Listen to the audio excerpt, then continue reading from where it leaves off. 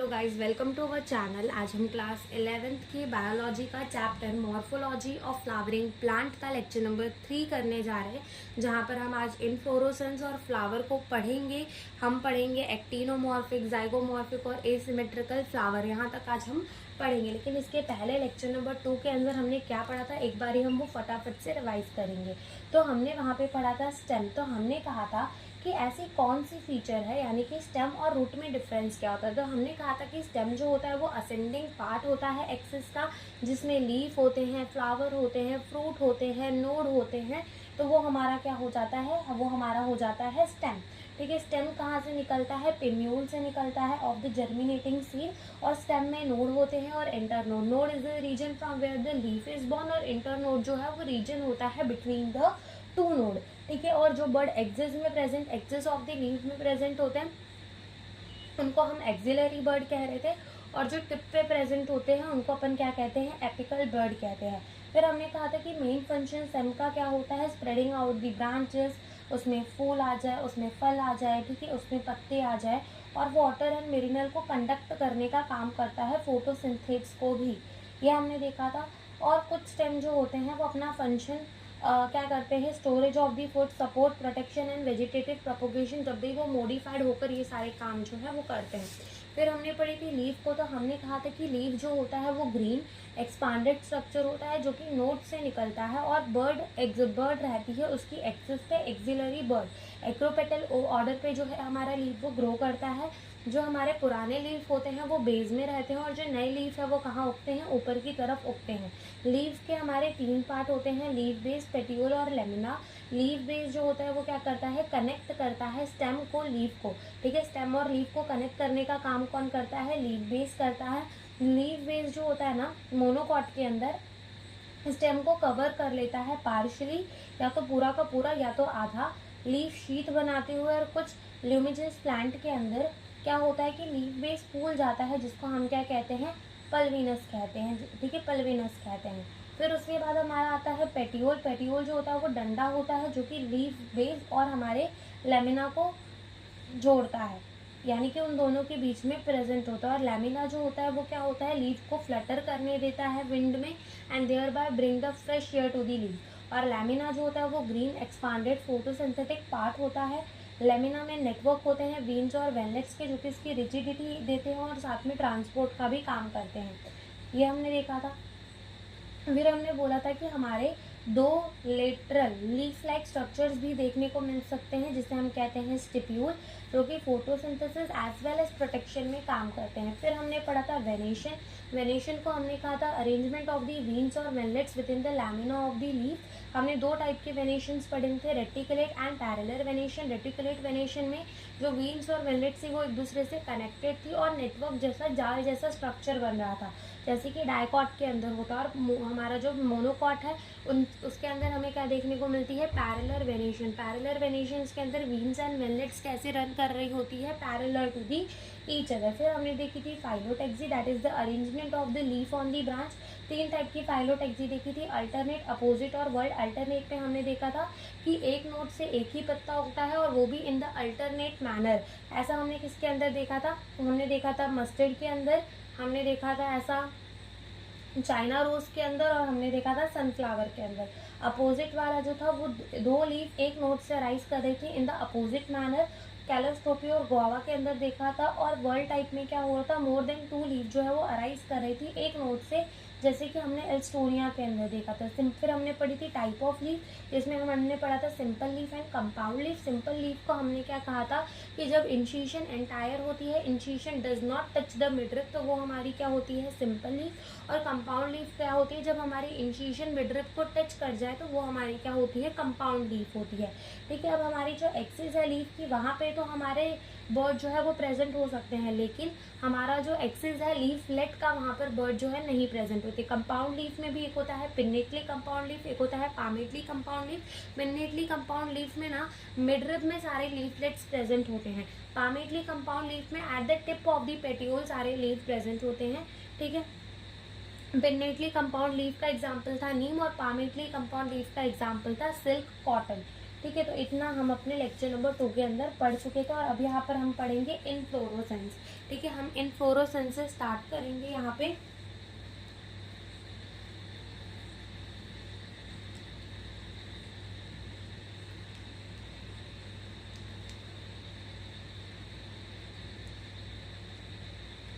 Inflorescence. अब inflorescence का मतलब क्या होता है, जैसे कि हमने पढ़ा था कि फाइलोटेक्सी का मतलब क्या हो रहा था। फाइलोटेक्सी का मतलब हो रहा था कि लीफ हमारी स्टेम पे कैसे अरेंज है, ठीक है, उसको हम क्या कह रहे थे, फाइलोटेक्सी कह रहे थे। वैसे ही इनफ्लोरोसेंस का मतलब होता है कि arrangement of the flower, flower की अरेंजमेंट कैसी है ऑन द फ्लोरल एक्सिस। ठीक है, अब देखो जैसे कि पहले हमारी लीफ जिस पे उग रही थी हम उसको ब्रांच कह दे रहे थे, वैसे ही जिस पे फ्लावर उगती है उसको फ्लोरल एक्सिस भी कह सकते हैं, ब्रांच भी कह सकते हैं, स्टेम भी कह सकते हैं, वो बात सेम ही रहेगी। तो इनफ्लोरेसेंस क्या होता है, arrangement of the flower on the floral axis. ठीक है, तो हम यहाँ लिख देते हैं इनफ्लोरेसेंस मतलब क्या होता है, arrangement of flower on floral axis. ठीक है, इसी को हम क्या कहते हैं, इनफ्लोरोसेंस कहते हैं, उसी को हम क्या कहते हैं, इनफ्लोरोसेंस।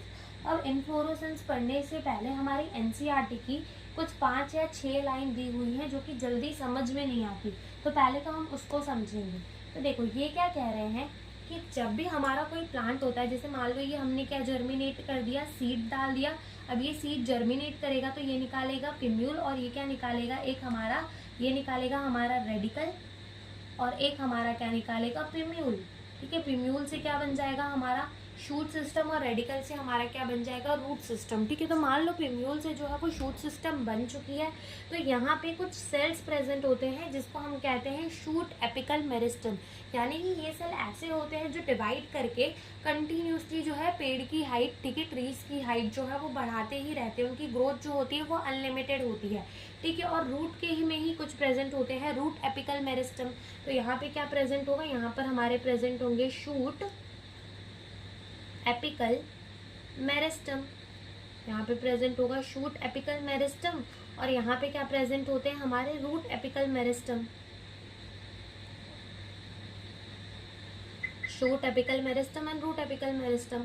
तो ये जो हमारा शूट एपिकल मेरिस्टम है ना, जब फूल आना होता है, ठीक है, जब पेड़ में फूल आना होता है, तो ये जो शूट एपिकल मेरिस्टम है ये मॉडिफाइड हो जाता है, मॉडिफाइड, ये किसके अंदर मॉडिफाइड हो जाता है, ये मॉडिफाइड हो जाता है फ्लोरल मेरिस्टम पे।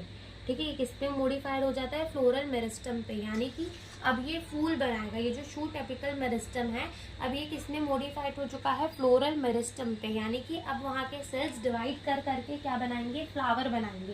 तो पहली लाइन में वही लिखा है कि द फ्लावर जो है वो क्या है, एक मॉडिफाइड शूट है, जहाँ पर हमारा शूट एपिकल मेरिस्टम जो है वो किसके अंदर चेंज हो जाता है, फ्लोरल मेरिस्टम के अंदर चेंज हो जाता है। तो हमने लिखा कि शूट एपिकल मेरिस्टम किसमें मॉडिफाइड हो जाता है, फ्लोरल मेरिस्टम पे, और इसीलिए हम अपने फ्लावर को क्या कह सकते हैं, फ्लावर को हम कह सकते हैं मॉडिफाइड शूट। क्या कह सकते हैं हम अपने फ्लावर को, मॉडिफाइड शूट। क्या कह सकते हैं हम अपने फ्लावर को, मॉडिफाइड शूट कह सकते हैं। अब तुम्हें तो नोड के बारे में पता होगा कि नोड क्या होता है, नोड वो रीजन होता है from where the leaf is born. लेकिन होता क्या है कि जैसे मान लो ये हमारी क्या है, स्टेम है, तो यहाँ पे एक नोड प्रेजेंट है, यहाँ पे एक नोड प्रेजेंट है, यहाँ पे एक नोड प्रेजेंट है, और एक नोड यहाँ प्रेजेंट है। ठीक है, अब होता क्या है एक्चुअली में कि जो हमारे फ्लावर है, जब भी हम फ्लावर को देखते हैं तो क्या कभी ऐसा देख के लगा है कि फ्लावर के जो भी पार्ट है वो अलग अलग नोड से आए होंगे। अभी तुमको फ्लावर के पार्ट्स नहीं पता होंगे, है ना, लेकिन अभी बस नाम से समझ लो कि फ्लावर के ये पार्ट होते हैं। अभी आगे जाकर हम उसे अच्छे से समझेंगे, और एक बार जब हम उसे समझ लेंगे तो एक बार फिर आकर हम ये वाली चीज़ भी फिर से समझ लेंगे। तो हमारे फ्लावर के ना 4 पार्ट होते हैं, calyx, Corolla, androecium and gynoecium. Calyx का मतलब होता है सेपल, कोरोला का मतलब होता है पेटल, एंड्रोशियम का मतलब होता है स्टेमन, एंड गाइनोशियम का मतलब होता है कार्पल। तो ये 4 जो नोड होते हैं ना हमारे, इन नोड से ही क्या उगते हैं हमारे 4 पार्ट फ्लावर के। पहली नोड से उग जाएगा मान लो हमारा क्या उग जाएगा, कैलिक्स। दूसरी नोड से हमारा क्या उग जाएगा मान लो, कोरेला। तीसरी पार्ट से हमारा क्या निकल जाएगा, एंड्रोशियम, या फिर जिसे हम कहते हैं स्टेमेन।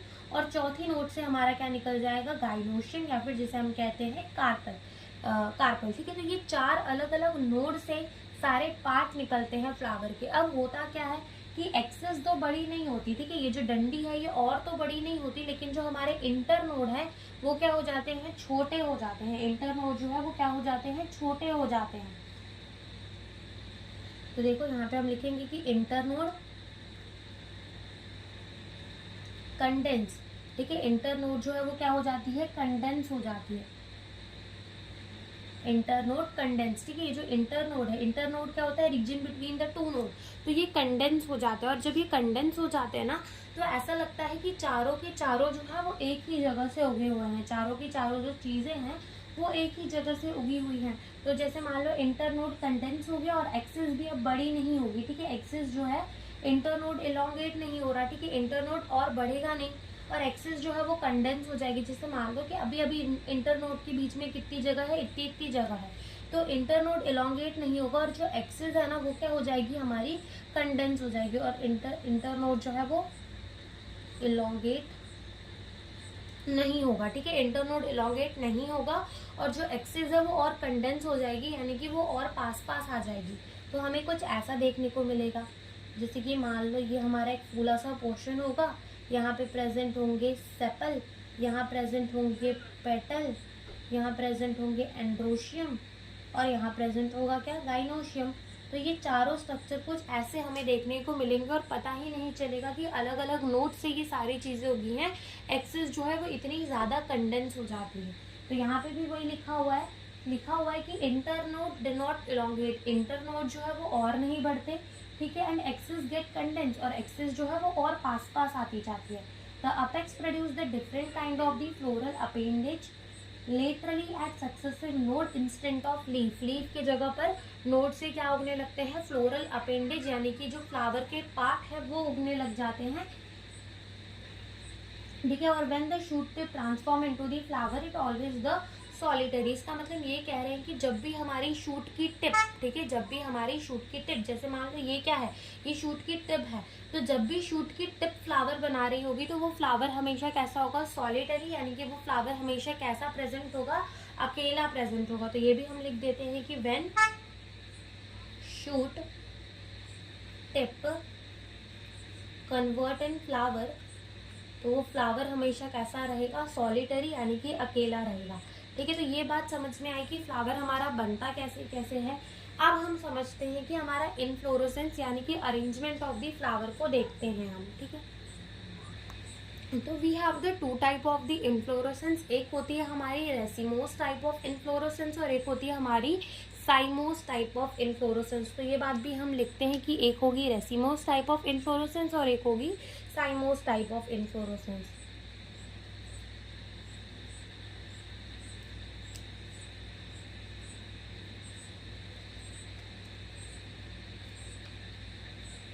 अब देखो रेसिमोस टाइप ऑफ इनफ्लोरेसेंस में क्या होता है कि जो मेन एक्सिस है, मेन एक्सिस का मतलब क्या, हमारी स्टेम मान लो, तो जो मेन एक्सिस है ना वो बढ़ती ही रहती है और फ्लावर जो है वो कैसे उगते हैं, इन द एक्रोपेटल ऑर्डर।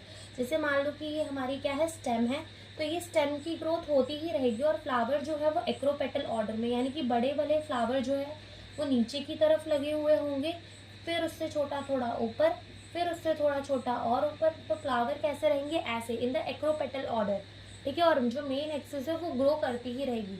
लेकिन साइमोस टाइप ऑफ फ्लावर में क्या हो जाएगा, एक बड़ा सा फ्लावर आकर कहाँ लग जाएगा, ऊपर की तरफ लग जाएगा, जिसकी वजह से इसकी एक्सिस की ग्रोथ जो है वो कैसी हो जाएगी, रुक जाएगी, लिमिटेड ग्रोथ होगी।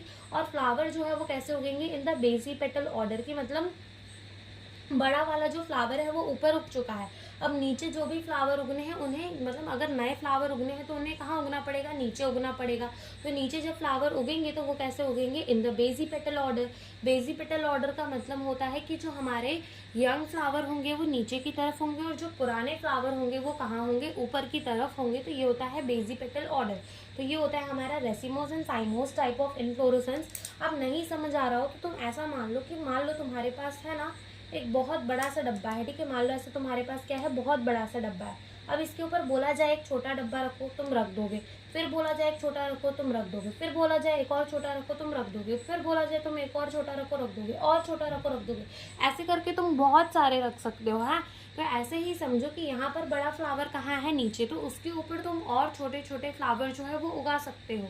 ठीक है, तो यहाँ पे जो हमारा एक्सेस है वो कॉन्टिन्यू यानी कि वो ग्रोथ उसकी होती ही रहेगी। लेकिन तुम यहाँ आ जाओ साइमोस टाइप में। अब साइमोस में मान लो एक छोटा सा डब्बा है, फिर उसके ऊपर तुम एक बड़ा डब्बा रख रहे हो, फिर उसके ऊपर तुम और बड़ा डब्बा रख रहे हो, फिर तुम उसके ऊपर और बड़ा डब्बा रख रहे हो, तो कितने देर तक तुम रख लोगे, ये तो गिर जाएगा। तो वैसे ही मान लो कि यहाँ पर छोटा फ्लावर नीचे है, ठीक है, छोटा फ्लावर कहाँ है, नीचे है, और बड़े बड़े फ्लावर जो है वो कहाँ उग रहे, ऊपर की तरफ उग रहे। तो ये ज्यादातर तक तुम नहीं कर पाओगे। तो यहाँ पर साइमोस टाइप ऑफ इन्फ्लोरोसेंस में जो मेन एक्सिस है वो टर्मिनेट हो जाती है, रुक जाती है एक फ्लावर में। और जो फ्लावर है वो कैसे उगते हैं, इन द बेजी पेटल ऑर्डर। तो हम भी लिख देते हैं कि रेसिमोस टाइप ऑफ इन्फ्लोरोसेंस में क्या होता है, मेन एक्सिस जो हमारी मेन एक्सिस होती है continue to grow and flower are born in acropetal order। acropetal order का मतलब होता है old at base, new at tip. ठीक है, और यहाँ पे साइमोस टाइप ऑफ इन्फ्लोरोसेंस में main axis terminate in flower and flower are born in basipetal order. Basipetal order का मतलब होता है old at tip, new at base. ठीक है, तो ये हमारे क्या हो गए, टाइप ऑफ इन्फ्लोरोसेंस हो गए। तो ये हमारे क्या होते हैं, ये दो टाइप के हमारे इन्फ्लोरोसेंस होते हैं।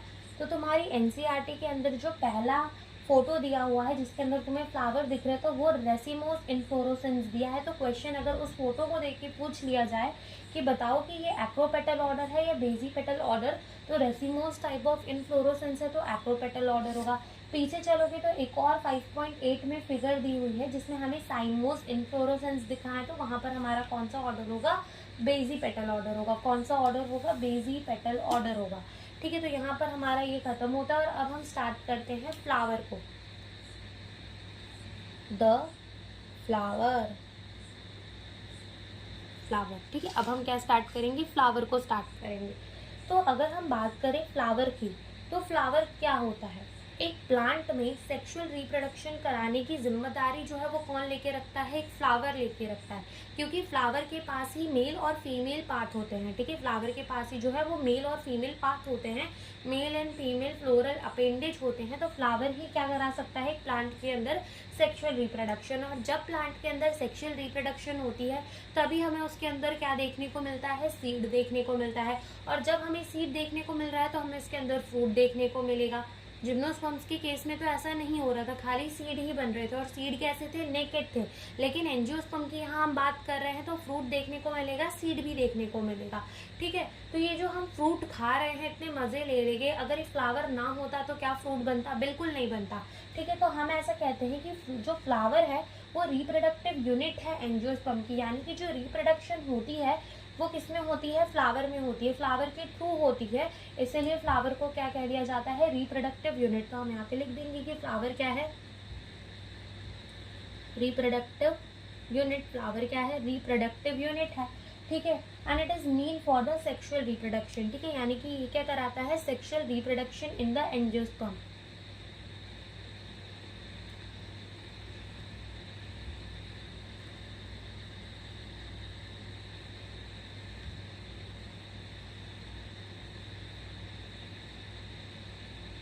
ठीक है, तो ये हमारा फ्लावर। अब हमारे टिपिकल फ्लावर को अगर हम देखें तो उसमें 4 टाइप ऑफ हमें पार्ट्स देखने को मिलते हैं, 4 काइंड ऑफ वर्ल्स देखने को मिलते हैं, जिसे हम वर्ल्स भी कह सकते हैं, पार्ट भी कह सकते हैं। वो होता है calyx, Corolla, androecium and gynoecium. ठीक है, calyx, Corolla and androecium and gynoecium. तो ये 4 काइंड ऑफ वर्ल्स जो है वो हमें देखने को मिलते हैं। हम यहाँ पे लिखेंगे कि flower has 4 kind of whorl, और पहला है उसमें कैलिक्स, दूसरा है कोरोला, तीसरा है एंड्रोशियम, ड्रोशियम, चौथा है गाइनोशियम, गाइनोशियम। ठीक है, ये 4 काइंड ऑफ वर्ल्स जो है वो हमें अपने फ्लावर के अंदर देखने को मिलते हैं। अब हम बात करें कैलिक्स। कैलिक्स क्या होता है? कैलिक्स होता है group of sepal, group of sepal. Calyx क्या होता है? Group of sepal, sepal. ठीक है, ग्रुप ऑफ सेपल। कैलिक्स क्या होता है? Group of sepal. कोरोला क्या होता है? Group of petal, group of petal. Androecium क्या होता है? Group of stamen, group of stamen. And gynoecium क्या होता है? Group of carpel. ठीक है, गाइनोशियम क्या होता है? Group of carpel. तो जो हमारा ग्रुप ऑफ सेपल है, यानी कि हमारा जो कैलिक्स है, उसको हम कैसे रिप्रेजेंट करते हैं? कैलिक्स को रिप्रेजेंट करते हैं के से, कोरेला को रिप्रेजेंट करते हैं सी से, जो कि ग्रुप ऑफ पेटल होता है। एंड्रोशियम को रिप्रेजेंट किया जाता है ए से, एंड गाइनोशियम को रिप्रेजेंट किया जाता है जी से। ठीक है, एंड्रोशियम को कैसे रिप्रेजेंट करते हैं? ए से, एंड गाइनोशियम को कैसे रिप्रेजेंट करते हैं? जी से।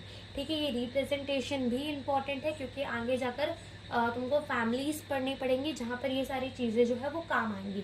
तो हमने कहा हमारे फ्लावर के अंदर 4 काइंड ऑफ वर्ल्स होते हैं, 4 काइंड ऑफ पार्ट होते हैं, calyx, Corolla, androecium and gynoecium. Calyx का मतलब ग्रुप ऑफ सेपल, कोरोला का मतलब ग्रुप ऑफ पेटल, एंड्रोशियम का मतलब group of stamen, and gynoecium का मतलब ग्रुप ऑफ कार्पल। ठीक है, ग्रुप ऑफ कार्पल। सेपल की अगर हम बात करें तो सेपल जो तुमने फूल कभी देखा ही होगा, तो फूल के नीचे क्या होते हैं? ग्रीन ग्रीन से पार्ट होते हैं। ठीक है, उसके अच्छे गुलाबी गुलाबी लाल लाल पत्तों के नीचे ग्रीन ग्रीन सा पार्ट होता है, पत्ते जैसा ही दिखता है, छोटा छोटा सा होता है। ठीक है, तो उसी को क्या कहा जाता है? सेपल। और जो गुलाबी गुलाबी से पत्ते होते हैं वो क्या होते हैं? पेटल। फिर तुमने देखा होगा गुलमोहर के ही फूल में या फिर चाइना रोज में, तो तुमने क्या देखा होगा? चाइना रोज में येलो येलो कलर का तुमको दिखता है। ठीक है, लंबी लंबी सी डंडी होती है, उसी को कहते हैं स्टेमेन। एंड गाइनोशियम तुमने पढ़ी होगी कभी ना कभी, जैसे कि अगर हम बनाएं यहाँ पर गाइनोशियम का स्ट्रक्चर, तो उसके अंदर 3 पार्ट होते हैं। एक होती है स्टिग्मा, स्टाइल एंड ओवरी। तो ये जो ऊपर वाला होता है ये होता है स्टिग्मा, ये जो पार्ट होता है इसको कहते हैं स्टाइल, और ये जो बल्ज पार्ट होता है नीचे की तरह, इसी को क्या कहते हैं? ओवेरी। ठीक है, ये 3 पार्ट हमें देखने को मिलते हैं किसके अंदर? गाइनोशियम। एंड्रोशियम कुछ ऐसा सा दिखता है हमें, तो इसी को हम कहते हैं फिलामेंट, और इसे हम कहते हैं एंथर।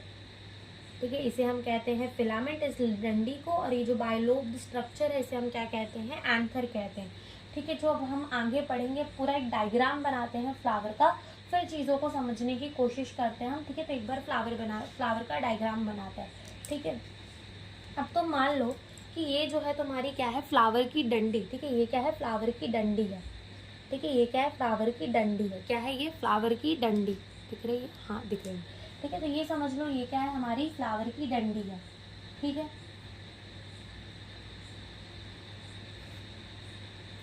और यहाँ पर हमें क्या देखने को मिलेगा? एक फूला हुआ सा पार्ट देखने को मिलेगा। ये फूला हुआ सा पार्ट हमें क्या देखने को मिलेगा? ये फूला हुआ सा पार्ट जो है वो हमें देखने को मिलेगा, और ये हमारी फ्लावर की क्या है? डंडी है। तो जो फ्लावर की डंडी होती है ना, उसको क्या कहा जाता है? उसको कहा जाता है पेडिसेल। क्या कहा जाता है? Pedicel, pedicel. ठीक है, पेडिसेल कहा जाता है, या फिर क्या कह दिया जाता है? पेडिसेल के साथ साथ स्टॉक। तो इसको हम क्या लिख देंगे कि ये हमारी फ्लावर की क्या होती है? डंडी। ठीक है, ये क्या होती है? फ्लावर की डंडी होती है, पेडिसल, या फिर जिसे हम कहते हैं स्टॉक। ठीक है, पेडिसल या फिर जिसे हम कहते हैं स्टॉक, ये क्या होती है? फ्लावर की डंडी। चाहिए तो बाजू में लिख लेना कि ये क्या होती है? हमारी फ्लावर की डंडी होती है, जिसे हम कहते हैं पेडिसल, या फिर जिसे हम कहते हैं स्टॉक। उसके बाद ये जो तुम्हें फूला हुआ सा रीजन दिख रहा है, थोड़ा सा मोटा सा रीजन दिख रहा है, उसी ये जो सोलन एंड दिख रहा है तुम्हें, इसको क्या कहते हैं? थैलेमस। क्या कहते हैं? थैलेमस। ठीक है, और जिसे हम कह सकते हैं रिसेप्टिकल। ठीक है, इसे थैलेमस भी कह सकते हैं, रिसेप्टिकल भी कह सकते हैं। और ये क्या है? सोलन एंड, सोलन part where are all 4 whorls of flower present. ठीक है, यहीं पर चारे वर्ड्स जो हैं फ्लावर के, calyx, Corolla, androecium, gynoecium, present होता है। तो इसको हम क्या कह देते हैं, थैलेमस कह देते हैं। क्या कह देते हैं हम इसको, थैलेमस कह देते हैं। अब सबसे पहले हमारे फ्लावर पे क्या प्रेजेंट होता है, सबसे आउटर मोस्ट वर्ल क्या होता है, कैलिक्स, देन आता है कोरोला, देन देखने को मिलता है एंड्रोशियम, और सबसे अंदर की तरफ क्या देखने को मिलता है, गाइनोशियम। तो पहले हम ये क्या बना रहे हैं, कैलिक्स बना रहे हैं। क्या बना रहे हैं हम इसे, कैलिक्स बना रहे हैं। ठीक है, तो ये हमने क्या बना दी, कैलिक्स बना दी। क्या बना दी है हमने, कैलिक्स बना दी। ठीक है, तो ये हमारी होती है कैलिक्स। फिर उसके ऊपर हमें यहाँ कैलिक्स देखने को मिल गई। अब कैलिक्स के ऊपर हमें क्या देखने को मिलेगा, कोरेला, यानी कि हमें क्या देखने को मिलेंगे, पेटल, पंखुड़ी, क्या देखने को मिलेंगी, पेटल्स। तो ये हमने क्या बना दी, पेटल्स बना दी। ठीक है, अब हमें क्या देखने को मिलेगा, हमें देखने को मिलेगा एंड्रोशियम, तो हम वो भी बना देते हैं।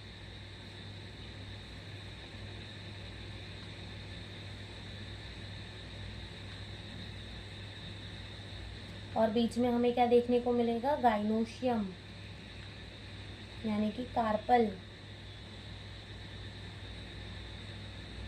तो ये हमने क्या बना दी, अपने फ्लावर की डायग्राम बना दी। सबसे पहले लिखेंगे कि ये हमारा क्या है, ये है हमारा सेपल, यानी कि ये क्या है, अपना कैलिक्स है। ठीक है, सेपल ये क्या करता है, प्रोटेक्ट करता है, protect flower at bud stage. जब फ्लावर का बर्ड स्टेज होता है, यानी कि जब फ्लावर खिला हुआ नहीं होता, वो ऐसा सिकड़ा हुआ रहता है, ठीक है, खिला हुआ नहीं रहता, तो तब फ्लावर को प्रोटेक्ट करने का काम कौन करता है, सेपल। ठीक है, तब फ्लावर को प्रोटेक्ट करने का काम कौन करता है, सेपल। फिर उसके बाद आते हैं ये पेटल। पेटल जो होते हैं वो कलरफुल पार्ट होते हैं। ठीक है, कलरफुल होते हैं, बहुत रंग बिरंगे होते हैं। ठीक है, ये क्यों रंग बिरंगे होते हैं, ताकि ये इंसेक्ट को, ठीक है, अट्रैक्ट कर सके पॉलिनेशन के लिए। तो हम यहाँ पे लिखेंगे कि ये जो होते हैं कैसे होते हैं, कलरफुल, कलरफुल होते हैं टू अट्रैक्ट इंसेक्ट, इंसेक्ट को अट्रैक्ट करने के लिए, to attract the insect. Insect को भी क्यों अट्रैक्ट करते हैं, अट्रैक्ट करते हैं फॉर पॉलिनेशन। ठीक है, पॉलिनेशन के लिए ये क्या करते हैं, इंसेक्ट को अट्रैक्ट करते हैं। तो हमने क्या लिख दिया कि पेटल जो होते हैं वो हमारे कलरफुल होते हैं, अट्रैक्ट करते हैं इंसेक्ट को, किस चीज़ के लिए, पॉलिनेशन के लिए। फिर उसके बाद यहाँ पर जो हमें डंडी सी देखने को मिल रही है, ये क्या है, फिलामेंट, फिलामेंट, और ये जो है ये क्या है, एंथर। ठीक है, और ये दोनों ही मिलकर क्या बनाते हैं, एंड्रोशियम। क्या बनाते हैं, दोनों मिलकर एंड्रोशियम। फिर उसके बाद ये जो हमें देखने को मिल रहा है, तो ये क्या है, स्टिग्मा, जहाँ पर पॉलन ग्रेन आकर गिरती है। ये है हमारा स्टाइल, और ये है ओवेरी, और ये तीनों ही मिलकर क्या बनाती है, गाइनोशियम, या फिर जिसे हम कह देते हैं कार्पल, और ग्रुप ऑफ दी कार्पल को ही क्या कह देते हैं, गाइनोशियम कह देते हैं। तो ये हमारे फ्लावर के पार्ट होते हैं। ठीक है, इतने हमारे फ्लावर के क्या होते हैं, पार्ट होते हैं। अब कुछ कुछ फ्लावर्स के अंदर क्या होता है कि ये जो हमारा सेपल है और हमारा पेटल है, जैसे कि तुम देखोगे तो फ्लावर के अंदर सेपल और पेटल कैसे होते हैं, अलग अलग होते हैं। तुम सेपल को अलग निकाल के फेंक दोगे तब भी तुम्हारे फ्लावर की जो डंडी होगी, उस थैलेमस जो होगा उसमें पेटल्स जो है वो चिपके हुए होते हैं। ठीक है, लेकिन कभी कभी क्या होता है कि ये जो सेपल और पेटल है ना, वो एक दूसरे से जुड़े हुए होते हैं। मैं लास्ट में फोटो लगा दूंगी, वो देख लेना। ठीक है, तो क्या होता है कि कुछ फ्लावर के अंदर जो कैलिक्स एंड कोरोला होता है वो डिस्टिंक्ट नहीं होता, यानी कि वो जुड़े हुए होते हैं। तो इस कंडीशन को कहा जाता है पेरियांथ, जो कि हमें किसके अंदर देखने को मिलता है, लिली का फ्लावर हो गया, उसके अंदर हमें ये कंडीशन देखने को मिलती है। तो ये भी हम लिख लेते हैं, in lily the calyx and corolla are not distinct. ठीक है, वो अलग अलग नहीं होते। And this condition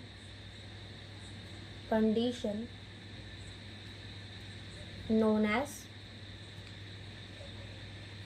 perianth. ठीक है, इस कंडीशन को क्या कहा जाता है, पेरियांथ कहा जाता है। क्या कहा जाता है, पेरियांथ। इस कंडीशन को कहा जाता है जहाँ पर हमारे कैलिक्स एंड जो कोरोला है वो एक दूसरे से चिपके हुए होते हैं, अलग अलग नहीं होते। ठीक है, वो क्या होते हैं, एक दूसरे से चिपके हुए होते हैं। ठीक है, तो ये बात भी हमारी हो गई। अब हम इसके बाद जो हमें पढ़ना है वो हमें ये पढ़ना है कि अगर हमारा फ्लावर जो है उसके पास एंड्रोशियम भी है, गाइनोशियम, यानी उसके पास स्टेमेन भी है और उसके पास कार्पेल भी है, तो हम उस फ्लावर को क्या कहते हैं, हम उसको कहते हैं बाइसेक्सुअल।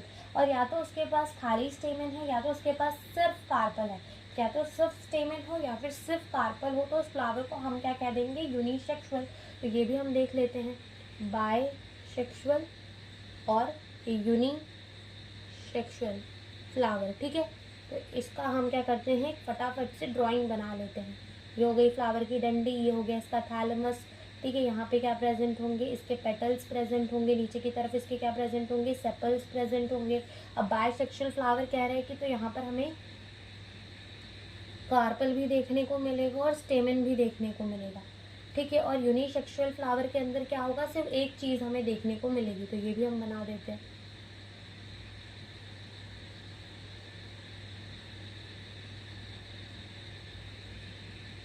ठीक है, यहाँ से हमें क्या देखने को मिल रहा है, कार्पल।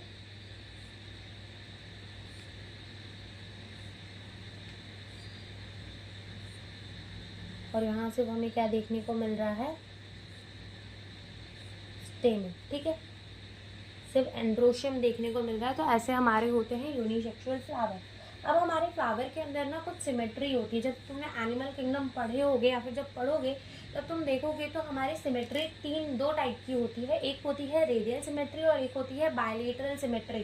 ठीक है, एक होती है रेडियल सिमेट्री और एक होती है बायलेटरल सिमेट्री। वैसे ही यहाँ रेडियल सिमेट्री, फ्लावर के केस में रेडियल सिमेट्री को नाम दे दिया गया है एक्टिनोमॉर्फिक। ठीक है, हमने क्या बोला, फ्लावर के केस में रेडियल सिमेट्री को क्या नाम दे दिया गया है, एक्टिनोमॉर्फिक। बायलेटरल सिमेट्री को क्या नाम दे दिया गया है, जाइगोमॉर्फिक।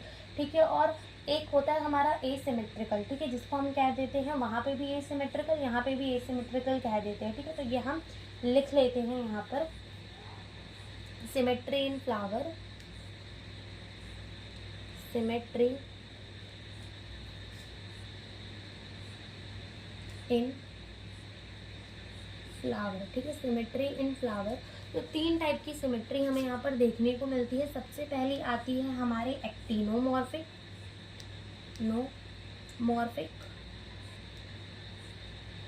एक्टिनोमॉर्फिक। फिर उसके बाद दूसरी हमारी आती है जाइगोमॉर्फिक और तीसरी हमारी आती है एसिमेट्रिकल, या हम एसिमेट्रिकल लिख देते हैं, एसिमेट्रिकल।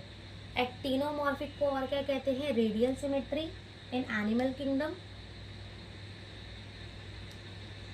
Radial symmetry. जाइगोमॉर्फिक को कहते हैं बायलेटरल सिमेट्री। ठीक है, और एसिमेट्रिकल को क्या कह देंगे, irregular.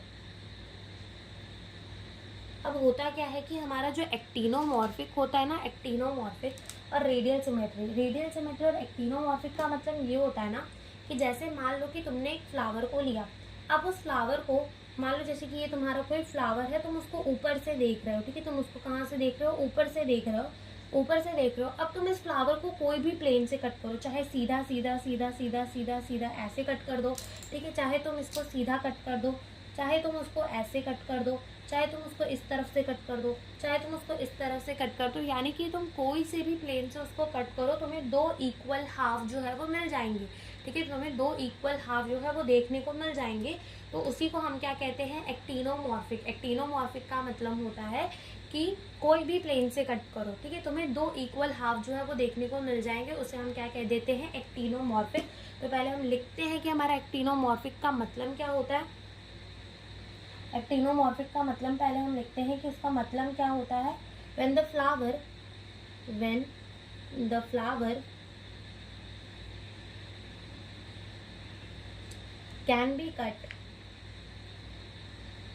in 2 equal half by any plane। कोई भी प्लेन से कट करो, बस कंडीशन ये है कि जिस प्लेन से तुम कट कर रहे हो वो एटलीस्ट सेंटर से तो पास करना ही चाहिए। By any plane passing through centre. ठीक है, ये हमारा होता है एक्टिनोमॉर्फिक फ्लावर और जिसको हम कहते हैं रेडियल सिमेट्री। एनिमल किंगडम के अंदर पढ़ोगे कि कोई भी अगर ऐसा एनिमल है जिसको हम दो इक्वल हाफ के अंदर काट पा रहे हैं, ठीक है, दो इक्वल हाफ के अंदर काट पा रहे हैं, वो भी plane passing through the centre और कोई भी प्लेन से, ठीक है, तो वो हमारे रेडियल सिमेट्री वाले एनिमल हो जाते हैं। ठीक है, और जो हमारा एक्टिनोमॉर्फिक है या फिर जिसे हम कहते हैं रेडियल सिमेट्री, उसको रिप्रेजेंट कैसे करते हैं, ऐसे गोला बनाकर उस पर प्लस बना देते हैं तो वो एक्टिनोमॉर्फिक का सिंबल हो जाता है। ऐसे ही हमारा जाइगोमॉर्फिक और बायलेटरल सिमेट्री। अब मान लो यहाँ पर क्या है, एक अगेन मान लो यहाँ पर कोई फ्लावर है जिसे तुम कैसे देख रहे हो, ऊपर से देख रहे हो, ठीक है, जिसे तुम कैसे देख रहे हो, ऊपर से देख रहे हो। तो यहाँ पर क्या होगा, आगे तुम पढ़ोगे ऐसे टाइप की भी हमें एक फ्लावर देखने को मिलती है। ठीक है, तो ऐसे फ्लावर में क्या होगा कि तुम है ना कोई भी मतलब इसमें क्या होगा, जैसे एक्टिनोमॉर्फिक में हमने देखा any plane passing through the centre can divide the flower into the two equal half, लेकिन बायलेटरल सिमेट्री में सिर्फ एक ही प्लेन से पास होता हुआ फ्लावर को दो इक्वल हाफ में पार्ट कर सकते हो। और वो प्लेन क्या है, अब जैसे कि मान लो मैं इस प्लेन से फ्लावर को कट कर रही हूँ, ठीक है, इस प्लेन से मैं फ्लावर को कट कर रही हूँ, तो क्या मुझे फ्लावर के दो इक्वल हाफ मिल जाएंगे। ठीक है, इस तरफ भी सब कुछ सेम है, इस तरफ भी सब कुछ सेम है, फ्लावर के दो इक्वल हाफ मिल जाएंगे। लेकिन अगर मैं उसको इस प्लेन से कट कर दूँ तो क्या मुझे दो इक्वल हाफ मिलेंगे, इस प्लेन से कट कर दूँ तो क्या मुझे दो इक्वल हाफ मिलेंगे, इस प्लेन से कट कर दूँ तो क्या मुझे दो इक्वल हाफ मिलेंगे, तो नहीं मिलेंगे। तो only one plane passing through the centre can divide the flower into the two equal half. तो only one plane passing through center can divide flower in two equal half। ठीक है, ये हो गया। और जो हमारा जाइगोमॉर्फिक फ्लावर होते हैं या फिर जो जाइगोमॉर्फिक का सिंबल होता है तो उसमें क्या करते हैं, एक ऐसी लाइन एक ऐसी लाइन, परसेंटेज का सिंबल ही क्या होता है, जाइगोमॉर्फिक का सिंबल होता है। फिर हमारी होती है एसिमेट्रिकल फ्लावर। अब एसिमेट्रिकल जो होते हैं वो इरेगुलर, यानी कि मतलब कोई भी प्लेन से तुम पास करो तुम्हें फ्लावर के दो इक्वल हाफ मिल ही नहीं सकते। ठीक है, जैसे कि मान लो ये गोल है, अब यहाँ पर क्या प्रेजेंट है, एक ऐसा सॉलिड स्फीयर प्रेजेंट है और एक ऐसा क्या प्रेजेंट है, इसमें ऐसे खाली, ठीक है, ऐसे इसमें कलर नहीं भरा हुआ। अब तो कोई भी प्लेन पास करो तुम्हें ना दो इक्वल हाफ नहीं मिलेंगे। ये प्लेन पास करोगे तो क्या ये दो पार्ट इक्वल है, बिल्कुल नहीं। ये यहाँ से पास करोगे तो क्या ये दो पार्ट इक्वल है, नहीं। यहाँ से पास करोगे तो क्या ये दो पार्ट इक्वल है, नहीं है। एक में ये भरा हुआ है और एक में ये खाली है। ठीक है, यानी कि any plane passing through the centre cannot divide the flower into the two equal half. Any plane passing through center cannot divide flower in two equal half। ठीक है, दो इक्वल हाफ जो है वो फ्लावर के मिल ही नहीं सकते। ठीक है, तो ये हमारा होता है एक्टिनोमॉर्फिक, जाइगोमॉर्फिक और एसिमेट्रिकल। ठीक है, हमने देखा कि हमारा एक्टिनोमॉर्फिक, जाइगोमॉर्फिक एंड एसिमेट्रिकल, ठीक है, एसिमेट्रिकल, तो ये हमारे फ्लावर्स के अंदर होती है सिमेट्री।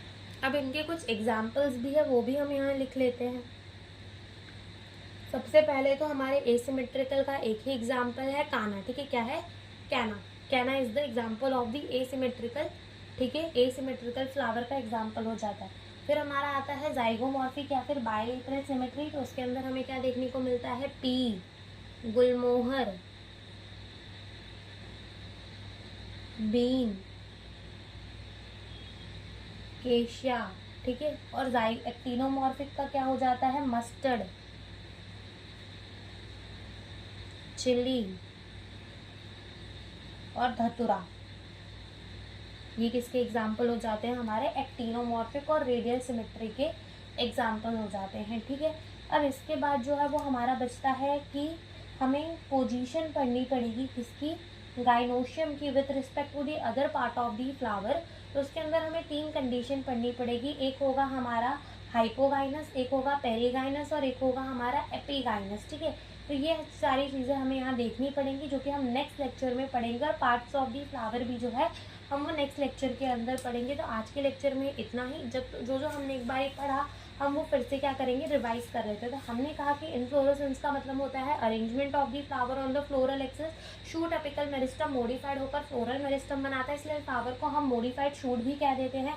इंटरनोड जो है वो एलोंगेट नहीं होते और एक्सेस जो है वो कंडेंस होती है। तब हमारे फ्लावर के जो चारों पार्ट होते हैं वो एक जगह पर आ जाते हैं, और जब शूट फ्लावर के अंदर कन्वर्ट होती है तो वो हमेशा सॉलिटरी होती है। रेसिमोज और साइमोस टाइप ऑफ इनफ्लोरेसेंस देखी। रेसिमोज में main axis is continue to grow, ठीक है, मेन एक्सिस जो है वो बढ़ती ही रहती है और फ्लावर एक्रोपेटल ऑर्डर में आते हैं। साइमोज में मेन एक्सिस जो है वो टर्मिनेट हो जाती है फ्लावर में और flower are born in the basipetal order. Flower में वो हमने कहा रिप्रोडक्टिव यूनिट होती है और सेक्सुअल रिप्रोडक्शन किसमें होती है, एंजियोस्पर्म में। सेक्सुअल रिप्रोडक्शन का जिम्मा कौन लेके रखता है, फ्लावर। फ्लावर के 4 बर्ल होते हैं, कैलिक्स, कोरोला, एंड्रोशियम, गाइनोशियम। फिर हमने डायग्राम से समझा कहाँ कैलिक्स, कहाँ कोरोला, कहाँ एंड्रोशियम, कहाँ gynoecium.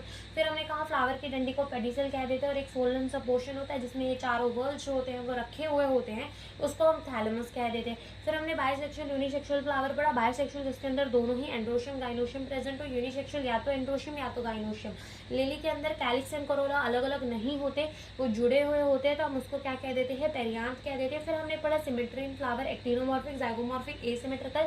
Actinomorphic, any plane passing through the centre can divide the flower into the 2 equal half, और इसका एग्जांपल क्या है, मस्टर्ड, चिली, धतुरा, ठीक है। फिर हमने बोला zygomorphic, only 1 plane passing through the centre can divide the flower into the 2 equal half, और इसका हमने एग्जांपल क्या पढ़ा, इसका एग्जाम्पल हमने पढ़ा pea gulmohar, bean and cassia. और asymmetrical, any plane passing through the centre cannot divide the flower into the 2 equal half, उसका एग्जाम्पल हमारा कैना हो जाएगा, ठीक है। तो इतना हमने इस लेक्चर के अंदर पढ़ा, बाकी हम नेक्स्ट लेक्चर के अंदर पढ़ेंगे। Thank you for watching the video.